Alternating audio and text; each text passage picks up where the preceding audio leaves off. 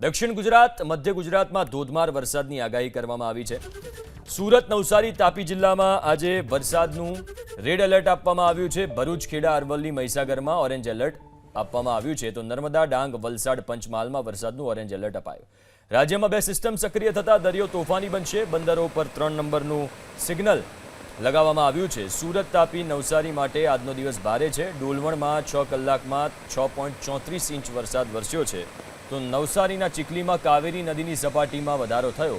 કાવેરી નદીની જળ સપાટી 17 ફૂટ પર પહોંચી. નદી કાંઠે આવેલ તડકેશ્વર મહાદેવ મંદિર પાણીમાં ગરકાવ થઈ ગયું છે.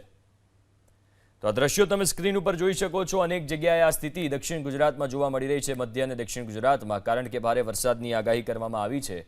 ભરૂચ, ખેડા, અરવલ્લી, મહીસાગરમાં ઓરેન્જ એલર્ટ છે. તો સુરત, નવસારી, તાપીમાં રેડ એલર્ટ આપવામાં આવ્યું છે.